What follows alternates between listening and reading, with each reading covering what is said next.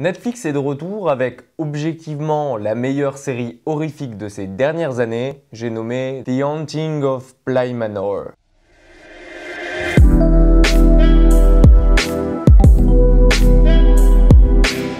Tout commence par un soir précédant une cérémonie de mariage où plusieurs invités se retrouvent au coin d'un feu à l'intérieur d'une immense demeure. Lorsqu'une femme, quelque peu âgée, décide de prendre la parole et de faire acte de mémoire en racontant une histoire qui lui tient à cœur, une histoire de fantôme. Cette histoire se déroule dans les années 80, au fin fond de l'Angleterre provinciale, à l'intérieur du manoir des Bly. Un homme important, dont le frère et la femme sont décédés, dépose une annonce dans le journal afin de trouver une courageuse volontaire. Quelqu'un qui se portera dévoué pour être la nounou de 2 enfants, son neveu et sa nièce. L'offre semble alléchante, bien payée, nourrie et logée, le tout dans une immense propriété, la seule vraie contrepartie étant d'être 24 heures sur 24 présente pour les enfants. Se dévouer corps et âme et offrir sa vie d'adulte à une famille qui n'est même pas la sienne quand on est jeune, c'est une décision qui ne se prend pas à la légère. Et pourtant, une jeune femme d'une vingtaine d'années se présente. Elle débarque des États-Unis et vient en Angleterre afin de vivre une vie nouvelle. Ayant été institutrice par le passé, elle connaît plutôt bien la vie avec les enfants et elle a la main forte quand il s'agit de les dresser et leur inculquer quelques leçons de vie. Elle ne semble donc pas avoir peur et postule sans hésiter au poste de jeune fille au pair. C'est alors que, rencontrant l'auteur de la petite note dans le journal, elle comprendra que cette annonce qui semble tant alléchante cache quelque chose. En effet, une jeune et brillante femme avait elle aussi tenté sa chance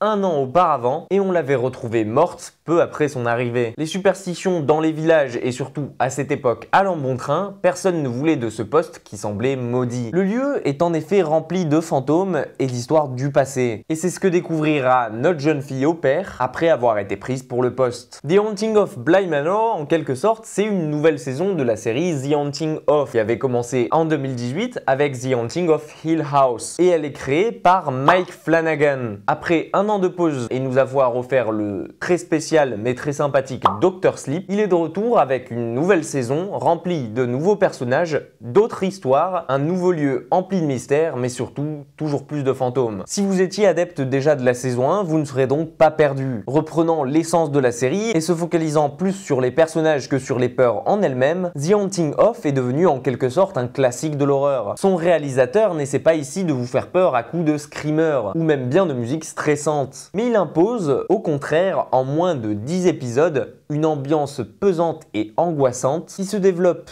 peu à peu autour de nous, telle de la brume, au fur et à mesure que nous avançons dans l'intrigue. Ce n'est pas comme si nous regardions juste un film d'horreur. Ici, nous subissons tout autant que les acteurs, même si nous avons la curieuse impression de les regarder de loin, comme Harry regarde un souvenir dans la pensine de Dumbledore. Nous voyons et percevons ce que les personnages ne voient pas, et au détour d'un couloir, notre sang se glace à la vue d'un esprit qui habite le manoir des Bly. Encore une fois, au cours de cette saison, l'ambiance prime, et c'est sur ce point-là que Flanagan met tout son savoir-faire. Projeté au travers des années 80-90, comme parfois bien plus tôt dans les années 1600 ou 1700, nous en apprenons aussi bien sur les personnages qui vivent au présent que sur les anciens propriétaires qui ont pu y vivre auparavant. Les décors, les musiques, les habits, l'action qui se déroule presque comme dans un huis clos et nous offre aucune porte de sortie. Nous sommes donc nous aussi prisonniers des terres de Bly au cours de ces 9 épisodes que compte la saison 2. Les acteurs de la saison 1 ont même été recyclés et jouent dans cette saison d'autres personnages, d'autres familles, n'ayant aucun lien avec les saisons 1, ce qui permet de ne pas nous perturber. Victoria Pedretti incarne ici la jeune fille au pair, Olivier Jackson Cohen incarne un ex-associé du patron lui ayant estorqué de l'argent et fui, et on retrouve même Henry Thomas, redécouvert grâce à la saison 1. Tous ces trois-là ont un rôle complètement différent et se démarquent par leur jeu d'acteur, nous happant peu à peu avec eux au travers de cette nouvelle maison remplie de secrets. Un peu plus complexe que la saison 1, The Haunting of Bly Manor aura su se renouveler au cours de cette saison. Et tout ça grâce à une histoire pleine de rebondissements et de sauts à travers le temps. Mike Flanagan nous bluffe ici encore une fois en maîtrisant parfaitement son sujet et en ne se reposant pas sur ses lauriers. Si vous n'avez pas encore sauté le pas, vraiment foncez, surtout si vous êtes fan d'histoires de fantômes, d'ambiance d'Halloween qui arrive à grands pas. Et quant à moi, je vous dis à très vite